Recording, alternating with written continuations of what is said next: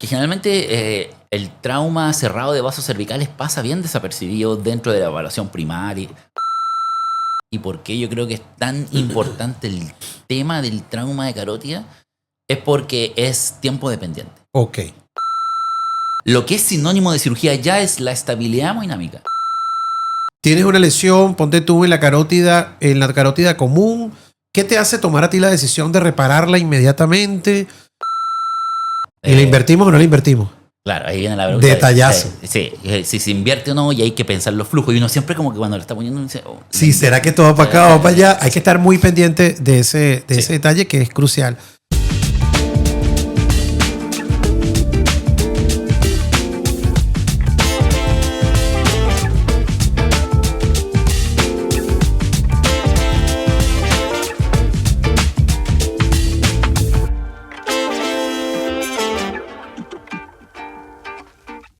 Hola, ¿qué tal? Bienvenido a este nuevo episodio de Doble Contraste, una conversación con dos o más opciones o temas, a veces a favor, a veces en contra, como lo dije anteriormente con el mismo invitado que tenemos en esta oportunidad.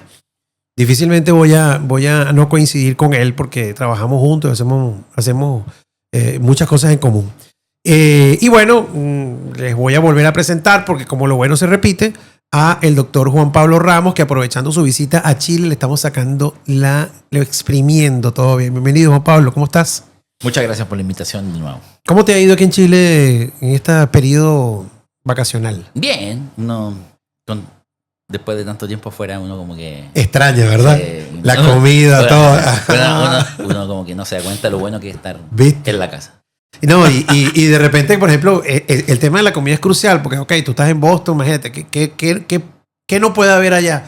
Pero, sí. Te hace falta tu sopaipilla, te hace falta tu cosita. Los ¿no? pequeños dulces. Pequeños, ¿viste?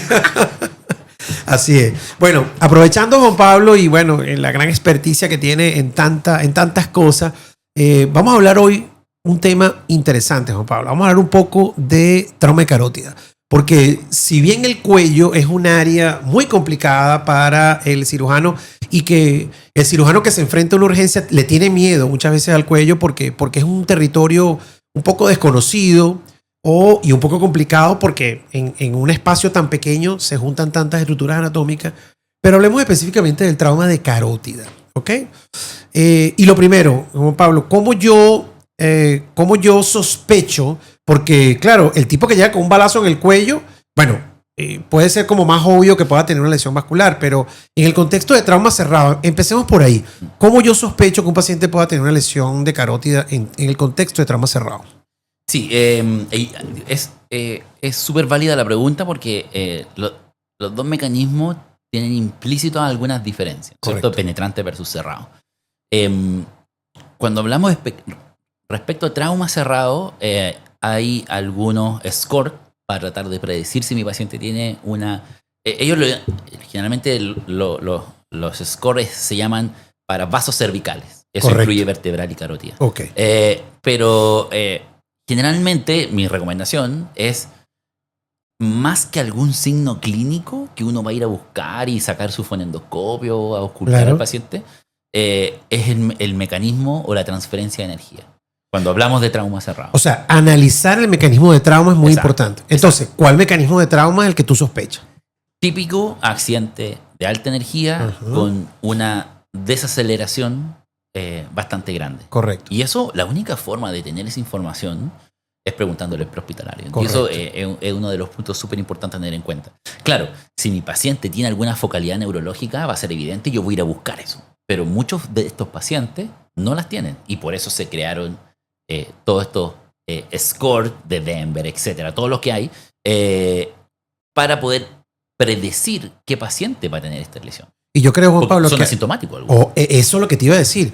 Por su carácter asintomático, de forma inicial, en la mayoría de los casos, pasan muy desapercibidos. La gente no piensa que el paciente puede tener un trauma de carótida hasta que ya se tienen manifestaciones clínicas. Por lo tanto, esos criterios que tú dices son importantísimos. Exacto. Y yo generalmente los extrapolo que generalmente el trauma cerrado de vasos cervicales pasa bien desapercibido dentro de la evaluación primaria y uno no lo tiene mucho en mente. Presente. Y por eso que en algunos reanimadores está pegado un póster grande con los criterios de Denver para poder tomar el escáner de vasos cervicales, porque a uno se le olvidan.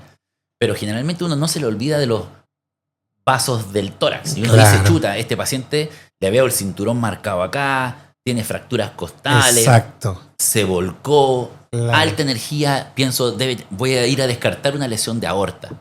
Pero es el mismo paciente que yo tengo que descartar una lesión de vasos cervicales. Entonces, y es tan fácil como que si le voy a tomar un escáner, ampliarlo un poquitito a los vasos cervicales. Y un angiotac. Angiotac. Ok, Juan Pablo. Ahora, el penetrante. Entonces, ¿qué me hace pensar a mí que un paciente tenga una lesión vascular de carótida por trauma penetrante? Sí, ahí antes se hablaba de las zonas, ¿se acuerda? Zona 1, zona 2, zona 3, que ahora eso es más para los exámenes. Correcto. Y para los papers. Generalmente uno siempre lo tiene que pensar cuando ve un trauma penetrante cervical. El trauma de carótida generalmente está en el 20% de los traumas cervicales, o sea, es bien frecuente. Y una de las cosas que hay que tener siempre en consideración y por qué yo creo que es tan importante el tema del trauma de carótida es porque es tiempo dependiente. Ok. Por ejemplo, una lesión de una femoral, claro, yo me apuro en esto, pero tengo varias horas para poder repararla. Inclusive... O sea, el tiempo es más crítico. Las dos son tiempo dependientes, sí, pero uno es más crítico que otro. Por ejemplo, la carótida no aguanta una segunda anastomosis. Correcto.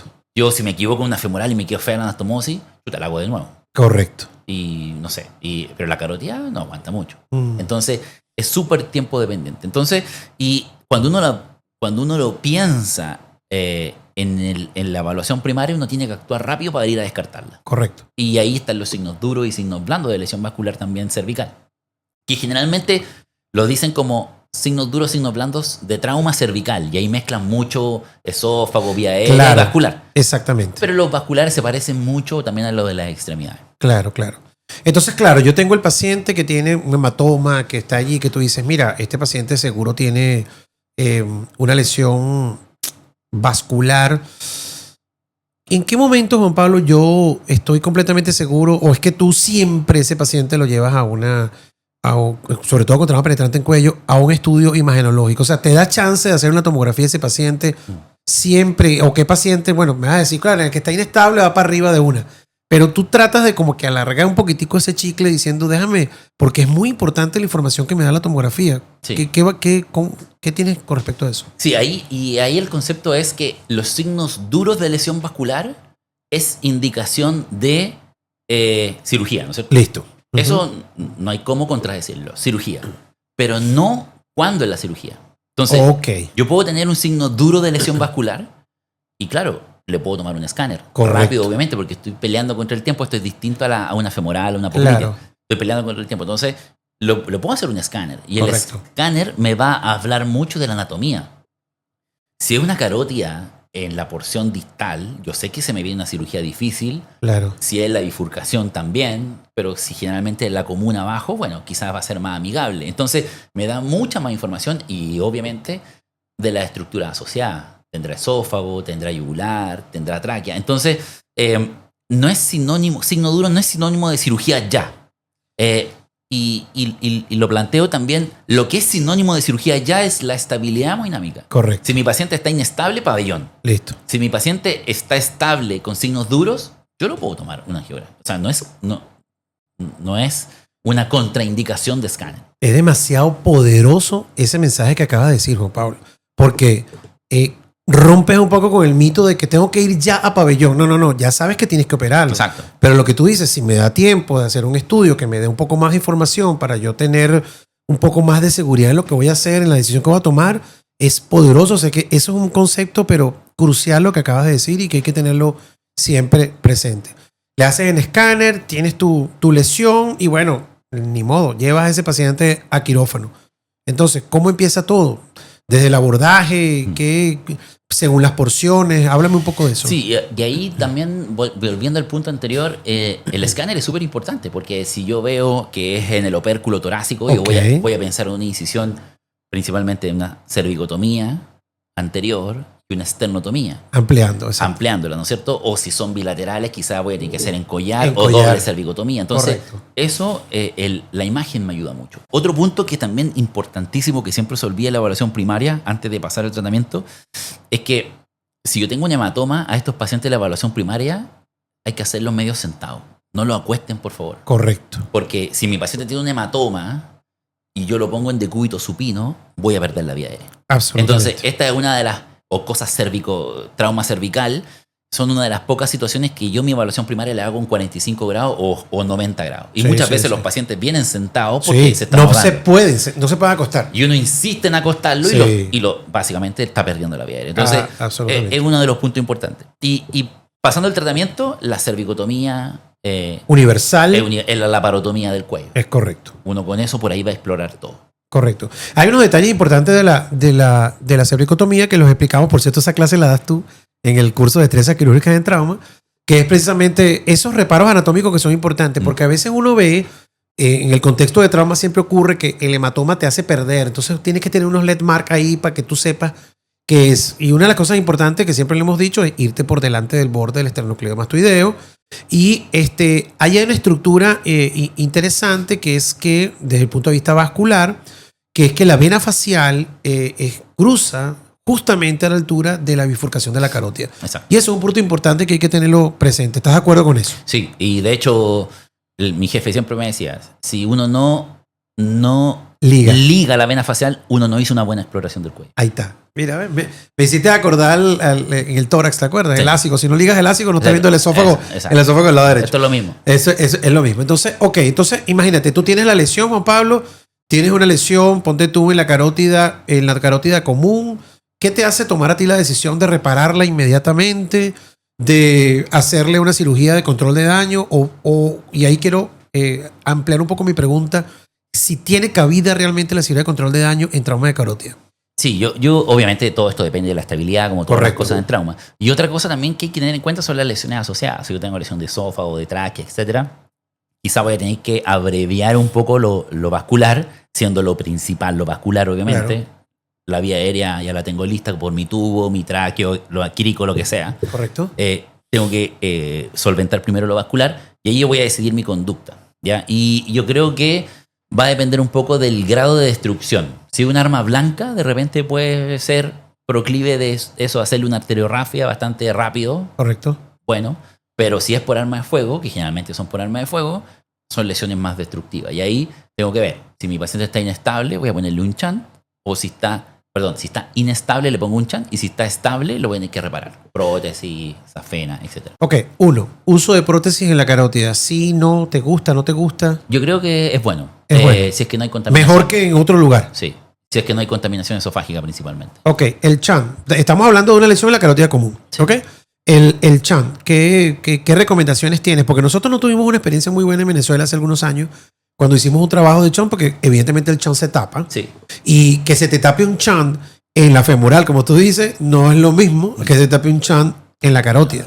Entonces, ¿qué opinas con respecto a eso? Yo creo que es válido y es lo que hay que hacer, pero ahí viene un poco el concepto que nosotros hemos estado haciendo en varios pacientes ahora último, que es de ese chant hay que cambiarlo antes de salir de pabellón. Eso. Muy Entonces, básicamente el paciente está en paro o recién saliendo del paro, está súper grave, uno le coloca un chant y atiende otras lesiones, pero yo ese chant yo no salgo de pabellón sin sacarlo. bien. Correcto. Puedo que esté 30 minutos, 40 minutos en pabellón, pero yo no estoy perdiendo el tiempo. O sea, estás haciendo la fase 2 de control de daño Absolutamente. Lo estoy dentro de reanimando. quirófano. Exacto. Ahí mismo. Entonces, sin moverle paciente. yo pongo el chant y lo reanimo al paciente, le paso sangre, lo caliento, le veo otras lesiones, le hago hemostasia y cuando el paciente, porque un choque hemorrágico se reanima bastante rápido. Correctamente. 40 minutos, 60 minutos, el paciente Claro. debiese estar más o menos compensado. Si cerraste la llave y llenas el tanque, Exacto. ya. Debiese estar más o menos resuelto. Y en ese momento, ese paciente no puede ir, según mi filosofía, no puede ir con el chant a la UCI. Correcto. Ese chant va a andar muy mal. Va a andar mal. Entonces, uno rápidamente lo reanima y de hecho le puede ir sacando una safena, puede ir preparando una prótesis, lo Correcto. que uno quiera mientras está reanimando al paciente. Y uno ese paciente lo reconstruye o puede ir llamando un vascular. Claro. Es súper válido. Sé que lo estoy reanimando, tenía una hora para llegar mientras está el chan ahí. Exacto. Y el tipo llega y ese paciente sale reconstituido a la O sea, UCI. con una lesión de carótida reparada, porque Exacto. definitivamente hay que reparar. Dos detalles técnicos con respecto al CHAN. ¿Qué utilizas para el CHAN? ¿Utilizas el comercial? Bueno, evidentemente, si es que lo tienes o no, va a marcar la primera diferencia, pero el comercial versus lo que tengas a la mano. Sí, yo creo que pues, si que uno tiene uno comercial sería ideal. Un Prudinajara, por ejemplo, sería ideal. No siempre está, generalmente están encerrados en algún locker por ahí con llave. Y si no, uno normalito también funciona, que puede ser con una sonda Neyland, etcétera, pero ahí hay que tener mucho cuidado con los bordes, porque las carótidas son difíciles. Entonces, si está muy cerca de la bifurcación, voy a terminar cortándole la externa. Claro. Ya no estamos usando la común con la interna. Entonces, hay que tener mucho cuidado con los bordes. Todo lo que yo ligue, todo eso va a salir después. Entonces, tratar de ser lo más ahorrativo, a diferencia con uno lo hace con una femoral, que uno dice, ok, después lo saco, pero aquí cada centímetro uno lo va a sufrir en la reparación después. Correcto. Y bueno, y hace unos días estabas en cirugía, pero eso fue en la braquial, creo que era, que te inventaste un CHAN. Sí. Un Prudinajara. Un Prudinajara con todo lo... Un criollito. Y estuvo bien interesante. Ahí está el video. Claro, un poco laborioso el tema de crearlo, pero lo bueno de ese CHAN es que tú puedes como que lavar, ¿no? Destaparlo. Y eso es importante porque mejora definitivamente el objetivo del CHAN. Otro detalle, ¿Fogarty o no Fogarty en la carótida? Yo sí, pero obviamente uno no va a llegar hasta aquí. Le trae el pensamiento. Sí, los pensamientos malos del paciente. No, uno llega por ahí. De hecho, heparina también. Correcto. Y otra cosa que uno generalmente no la piensa mucho en el setting de trauma, pero si uno tuviese la oportunidad de hacerlo, son los clamp. El clamp y el desclampeo en la carótida es súper importante. Ojalá poner el clamp distal primero. Correcto. Porque si yo tengo trombo acá y clampeo, puedo movilizar. Claro. Entonces, y el desclampeo es lo mismo. Yo el último que suelto es el distal. Es el distal, claro. Y trato de lavar todo esto para tratar de evitar esto. Entonces, si yo pudiese parinizar un poco o hacer una embolectomía, que no va a ser tan traumática hasta el cerebro, pero tratar de los cabos distales al menos, el poco cabo distal, yo creo que puede ayudar. Correcto. ¿Y la reparación? ¿Tipo sutura? Sí, generalmente Prolén. 5-0. Depende de la arteria. Si estamos en una carotida interna que son muy chiquititas, ahí es otra cosa. Claro. Pero generalmente para una común, Prolén 5-0. Y yo generalmente prefiero prótesis si no hay contaminación. Porque la safena anda bien, pero hay que sacarla. Muchas veces hay que biselarla también porque es un poquitito más chica que la carótida. La carótida no es una arteria tan pequeña. ¿Y la invertimos o no la invertimos? Claro, ahí viene la pregunta. Detallazo. Sí, si se invierte o no, y hay que pensar los flujos. Y uno siempre como que cuando lo está poniendo dice... sí, ¿será que todo va para acá o para allá? Hay que estar muy pendiente de ese detalle que es crucial. Y la carótida externa, ¿la ligas, no la ligas o te das el chance de repararla? ¿Cuál es tu opinión con respecto a eso? Yo creo que sí hay que ligarla. Sí, ¿verdad? Sí, uno no hay que hacerse mucho problema con eso. Es una de las pocas arterias que uno la puede ligar sin ningún mayor. Y ahí la pregunta siempre para los residentes, ¿cuál es? ¿Cómo saber qué ligar? Porque uno tiene que estar seguro que no esté ligando la interna. Y lo que hay que ver ahí es la rama, ¿no es cierto? Más que saber, la interna va para acá y la externa va para allá, que uno siempre se va a equivocar, es disecar un poquitito y si uno le ve una rama saliendo, bueno, esa es la externa y se puede ligar. Y listo. Y lo ligas, si ves una rama y la lesión está más alta, ¿la ligas dónde? ¿Por encima de la rama o por debajo de la primera rama que está dando la carótida? Yo las veces que le he ligado lo más a ras posible. Lo más a ras posible. Sí, no sé si tendrá evidencia o no, pero yo digo, chuta, quizás va a quedar trombo ahí. Correcto. Y ese trombo se puede expandir. O sea, lo ligo lo más a ras posible. No, sí está descrito que hace turbulencia porque queda como un fondo de saco. Y entonces, claro, y el trombo que va para arriba, imagínate. Juan Pablo, pero si yo tengo un paciente, ok, te digo esto porque esto siempre ha creado controversias en el trauma vascular cervical. Si yo tengo un paciente que ya tiene algún tipo de déficit neurológico, que tú ves que el paciente ya tiene déficit neurológico, algunos son prueba que sí o sí lo reparan, porque, bueno, la penumbra isquémica, de eso me vas a hablar. O hay otros que dicen, no, ya lo voy a ligar porque ya el daño cerebral está hecho. ¿Qué tienes con respecto a eso? Sí, siempre hay como 3 settings de pacientes. El que viene con un trauma carotidio asintomático. Ok. Asintomático. Dice, chuta, ¿lo opero o no lo opero? Si está asintomático, ¿para qué lo voy a operar? Exacto. Y está demostrado de que hay que operarlo. Ya va, antes que sí. Que lo que tenga. Porque si tiene una oclusión completa, de repente no sé, habría que hablar con un vascular si Claro, pasando eso voy a soltar trombo, Claro. quizás pueden entrar por la vértebra, no lo sé. claro. Disección es distinto a una trombosis mural, etcétera, ¿no es cierto? Pero lo que yo voy es que hay que resolverlo. Ok. Así, porque uno puede dudar, chucha, si está sintomático, Glasgow 15, sin focalidad, ¿para qué lo voy a operar? Hay que operarlo, o hay Ok. que hacerle algo, ¿ok? Cuando hay lesiones de carótida. Ahora el otro es el otro lado. Pacientes que ya están sintomáticos con un infarto establecido, ¿lo opero o no lo opero? Y usted sabe que hay un trabajo muy antiguo que exploró esto en pacientes que lo revascularizaban después de un infarto y lo que hacen es edema cerebral. Claro. No hacen hemorragia. Entonces, obviamente... Como por reperfusión. Exacto, por reperfusión. Entonces, los tipos dicen, mira, y eso es un debate actualmente, si es que lo ligo o lo reperfundo. Yo creo que todas las lesiones de carótida hay que operarlas. Yo también creo, yo estoy exactamente igual que Hay, si por muchas horas que lleve el infarto, hay un área de penumbra que nosotros podemos salvar. tú. Así es. Y segundo, actualmente tenemos buenas terapias para eso, que es básicamente una descompresiva, o sea, Claro. todo el neuromonitoreo que le podemos dar en la Claro. línea de cuidado intensivo, súper bueno ahora. Entonces, lo que sí, si es que yo reparo eso, tengo que saber de que mi paciente tiene una alta tasa de hacer un edema cerebral y que necesita una descompresiva o cualquier otra cosa. Entonces, tengo que tenerlo neuromonitoreado con escáner, con imágenes, etcétera, si es que no le puedo evaluar la conciencia, pero yo creo que hay que operarlo. ¿Y tú crees que ese paciente sea candidato, por ejemplo, a lo que estás diciendo, poner un captor de PIC para ver Sí, qué está absolutamente. pasando arriba en la Y- presión y ver si hay un cambio, Sí, imágenes y captor de vida. que hay un cambio susceptible? Porque de verdad que, como tú lo dices, es la opción más objetiva para monitorear qué pudiera estar pasando arriba. Y, o sea, él básicamente es algo que lo podemos ofrecer al paciente que uno siempre quiere hacer algo que no tenga una consecuencia. Correcto, Aquí hay que matricularse con algo. correcto. Y si yo lo voy a reperfundir, tengo que ir a buscar mi edema cerebral después. Y el mensaje es que no hacen hemorragia, hacen edema. Entonces, Correcto. la transformación hemorrágica es anecdótica. ¿Y qué me dices del polígono de Willy?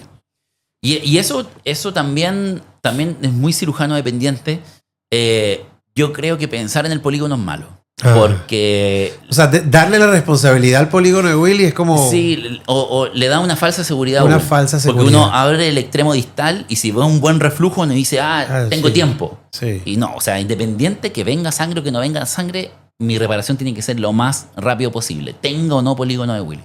Y eso es muy, y el polígono de Willy está permeable como en un 40%. Sí, de la gente. 30, 35%, algo así. Entonces, es súper malo. Y lo que me refleja el polígono es que tenga no necesariamente que esté llegando sangre al cerebro. Correcto, Entonces, yo es mejor ni siquiera pensarlo. correcto. O sea, uno siempre lo hace para ver el reflujo, Claro. pero yo no me voy a quedar tranquilo. Ya tengo 2 horas para hacerme una estomosis. Sí. No, Es un procedimiento instintivo que uno hace cuando hace Exacto. una cirugía vascular. ¿Cómo está el reflujo? exacto. Lo Pero hacen- lo hacen en todos lados. no significa que tenga más tiempo. No significa que tenga más tiempo. Mira, aprovechando porque es que estamos tan cerca y tenemos que hablar de ello, vamos a darle un toquecito a la vertebral. Entonces, ¿cómo yo sospecho de una lesión de vertebral en este contexto de un paciente con trauma penetrante? Sí, generalmente uno nunca lo piensa. Ajá. Generalmente uno nunca Es lo como el piensa. de carótida cerrado. Exacto. Casi no lo O sea, piensa. Uno ve un balazo en el cuello o una cuchillazo en el cuello y uno piensa carótida yugular, Sí. ¿no es cierto? Y Oye, y hemos tenido, perdón que interrumpa, hemos tenido lesión por trauma penetrante con cuchillo. sí, Que tú vertebral. dices, de vertebral que tú dices, bueno, un cuchillo le va a llegar, porque una bala, ok, el tratamiento, pero un cuchillo, y efectivamente ha tenido, ¿no? Sí, y uno generalmente nunca lo piensa en la evaluación primaria. Si el paciente está estable, lo más probable es que lo descubramos en una imagen, ¿no es cierto? En un Claro. angioTAC o algo así. Signos, focalidad neurológica posteriores, como difícil verlo. Sí, la ataxia, la cosa, pero... Sí, ahora, clásicamente, estos pacientes se descubren en el angioTAC, donde una vez más la reconstrucción de los vasos cervicales, el contraste de los vasos cervicales es muy importante, o si no, dentro de una cervicotomía. O sea, yo voy a hacer una exploración cervical y voy a ver que la carótida y la yugular están buenas Y el sangrado viene y el sangrado viene de atrás. de atrás. Y ahí uno dice, esta cuestión es vertebral. Ajá, y cuando yo estoy ahí en esa circunstancia, Juan Pablo, entonces, ¿qué voy a hacer? ¿Cuál es mi siguiente mejor paso? Después que yo veo que sangre, o sea, ¿cómo hago yo para llegarle y hacer el control de esa vertebral allá atrás? Sí, es una zona que uno generalmente no anda todos los días, ¿no es cierto? Y aparte que queda por detrás del esternocleido, por debajo del esterno, no por sobre. Uno siempre se mete por sobre el esterno, Claro. no por detrás. Entonces, ahí, ojalá ese sangrado, poner un dedo o poner una Foley, no ha resultado Correcto. poner una Foley ahí, y tratar de hacer el control vascular en la zona 1, zona 1 de la vertebral, cuando sale que es la zona saliendo de uno. la subclavia. Y entonces en ese momento, si tienes una cervicotomía, que amplías Sí. hacia dónde. Uno puede llegar a la subclavia por una cervicotomía también. Correcto. ¿Ya? Hay que disecar un poquitito más Ujú. abajo y ahora sí, uno está muy apretado por la zona, por la anatomía o etcétera, uno se puede ampliar también Ok. hacia como supraclavicular, Supraclavicular. unos centímetros para poder ver la primera rama de la carótida que va hacia arriba, que es la vertebral. Entonces, pero uno lo pudiese ver por una cervicotomía también. Ahora, lo ideal es ir a hacer el control proximal ahí, pero muchas veces eso no basta para que deje de sangrar, sino que hay que hacer el distal también.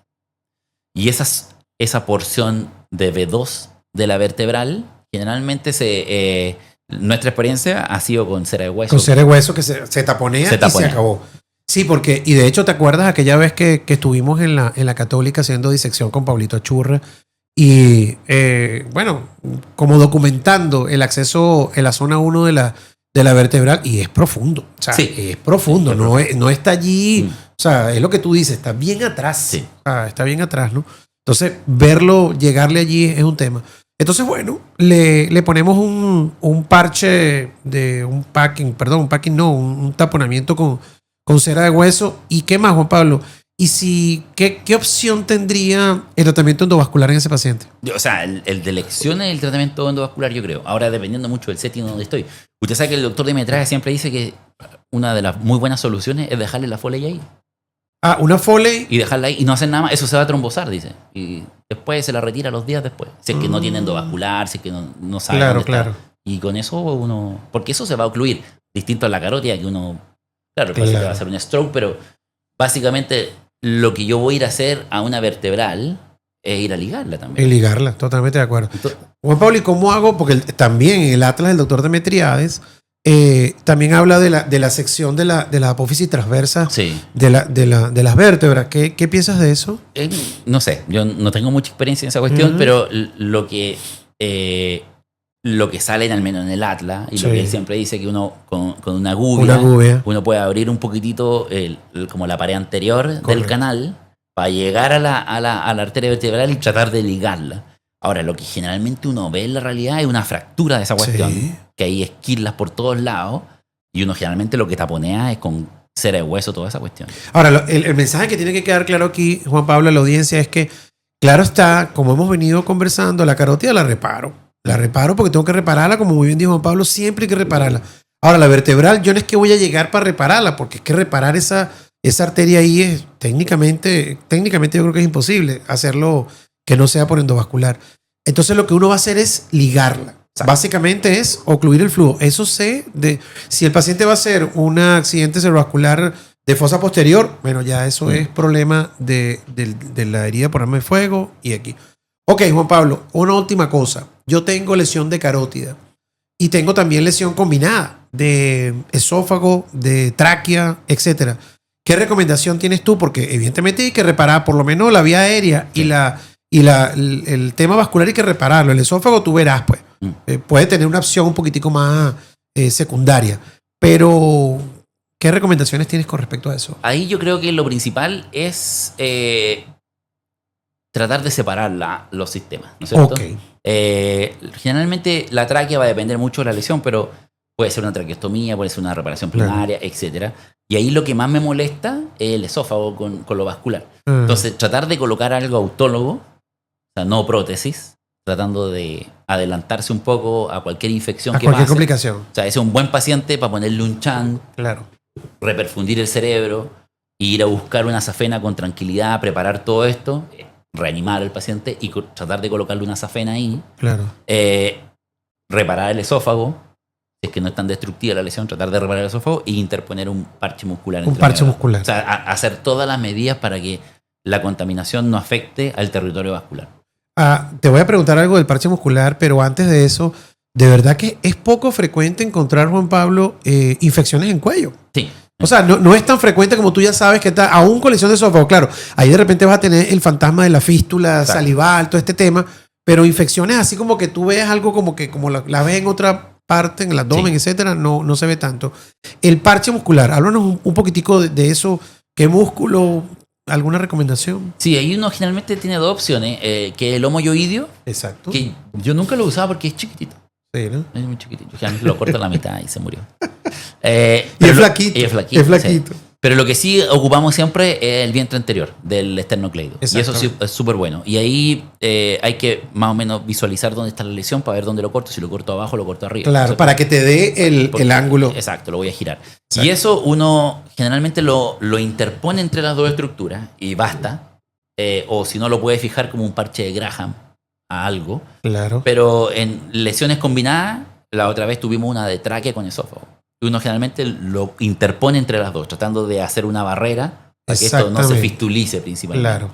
Y eso lo ocupa uno como, igual como ocupa un epiplón, pero ocupa solamente el vientre anterior del literalmente. Y es músculo y tal. Y drenaje, claro.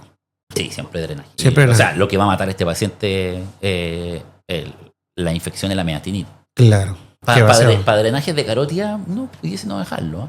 Sí. O sea, si está todo bien coagulado y no hay coagulopatía, bueno, pudiese no dejarlo. Pero para infección infecciosa, sí. Y un detalle importante, Juan Pablo, que una vez lo discutimos y a propósito de un caso que hubo en el hospital, es cuándo utilizar, porque siempre uno le dicen, bueno, usted hace una cervicotomía universal de un lado y si es un tiro transfixiante y tienes que explorar, hacer bilateral, tú puedes hacer pues bilateral, pues claro, no hay problema. Pero la incisión en collar, ¿qué recomendación tienes? Que es como muy electiva, la incisión de collar es muy electiva, pero ¿tiene cabida en el trauma la incisión en collar? Sí, yo creo que sí, si uno la sabe hacer. Okay. Yo creo que... Tienes que decirlo cabeza y cuello. Si uno la sabe hacer, yo creo que es una opción. Ahora, claro, si yo no estoy acostumbrado a hacer y tengo una lesión transfixiante cervical, correcto, no me voy a poner a aprender en ese paciente el collar. Entonces, lo más probable es que le haga la vieja confiable, que es la cervicotomía y los una acá. Los una abajo, ya está. Y ya. Pero si uno está entrenado, yo creo que lo puede hacer. Que por cierto, ese fue un caso que manejó, le damos un saludo al doctor Pablo Delgado, que es cirujano de cabeza y cuello, que hace turnos con nosotros y recibió ese paciente y por cierto tú lo felicitaste, le dije, mira, el abordaje estuvo interesante, estuvo bueno porque tuvo una exposición adecuada y tal, pero claro, él es cirujano de cabeza y cuello y para él eso es el pan nuestro de cada día quizás, ¿no? Y es una buena incisión, es como el clamshell del es como el clamshell del cuello. El clamshell del cuello, está bueno. Uno le abre toda la cuestión, pero claro, hay que saber hacer y en un paciente que esté grave, yo no me voy a poner a ver cómo hacerla. Claro. Yo le hago lo que sé hacer. Claro. Las dos resultan muy bien. No, perfecto. Bueno, yo creo que hemos abarcado bastante, Juan Pablo, y fíjate, igualito como antes, tenemos aquí 30 y tantos minutos hablando, ¿viste? Que te gusta hablar, ¿no? Sí, sí. Entonces, Juan Pablo, para cerrar, ¿cuáles serían tus recomendaciones para aquel cirujano que está en la urgencia, que no es cirujano de trauma y que se enfrenta a un cuello? ¿Cuáles serían las recomendaciones grandes que tú le darías a...? Sí, lo primero que yo creo que la lesión de carótida es Grandes Ligas. O sea, okay, no es una lesión, no es una femoral, no es una braquial, sino es una lesión compleja. Entonces, si puede pedir ayuda, genial. Número uno, ayuda, perfecto. Siempre ojalá tener un cirujano de más experiencia. Puede que tenga 80 años, pero si tengo uno de 90, es bueno. Son 10 años más, ha visto más. Por eso, siempre tener alguien de más experiencia es bueno. ¿Okay? Correcto. Eso es lo primero. Segundo, está peleando contra el tiempo. Entonces, aquí no hay que extrapolar la lesión vascular como a la pierna, que se llora, que compartimental. Sí. Esto es de minuto. Entonces, cualquier trauma penetrante, si yo tengo la opción de descartarlo con un examen, angiotac, tomarlo en forma rápida. Un paciente muy, muy grave. Si es que tiene signos duros, ese paciente tiene que estar, ojalá, entre comillas, perfundido o con flujo cerebral lo más rápido posible.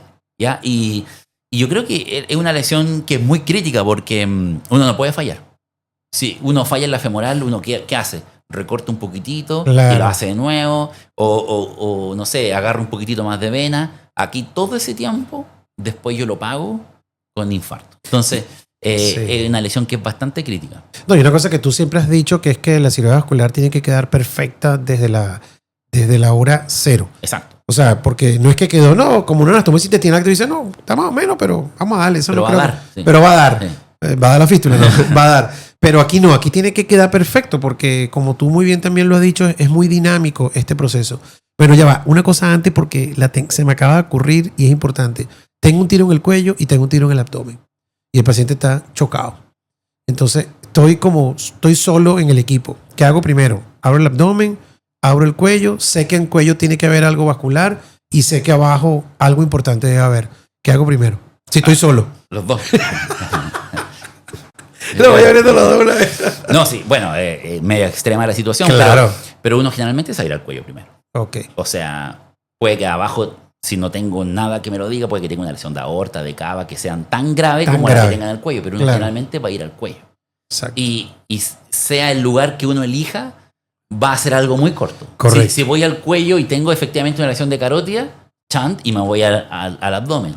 Si me voy al abdomen y tengo una lesión vascular o algo, packing, control de daño, y me voy al cuello. Es correcto. Entonces, independiente del lugar que uno elija, uno va a hacer algo muy corto. Si usted me pregunta a mí, yo me iría al cuello. Tú, por ti, por un tema de cerebro. Claro, vía aérea, tal. Exacto. Tienes varias cosas más comprometedoras en ese momento. Aparte que si se va a paro y quiero perfundir el cerebro y está ocluido, etcétera. Pero Correcto. a lo que voy, yo me iría. No creo que haya una opción mala. Claro. Más. Si uno se va al cuello, al abdomen y después al cuello, no está mal. Pero tiene que hacer algo muy corto. Es verdad. Es como el double jeopardy ese de que si abro, ¿qué abro primero? ¿Qué tal? O sea, siempre es un problema. Ahora, si tengo dos equipos, ideal. Buenísimo. Ideal sería, exactamente. Ese es el paciente para dos equipos. Ese es el paciente para dos equipos. Entonces, y tienes un equipo más o menos y uno con experiencia. ¿Cuál mando para arriba? ¿Cuál mando para abajo?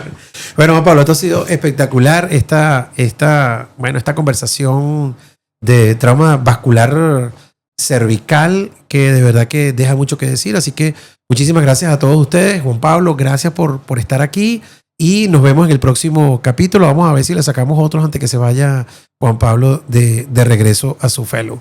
Nos vemos.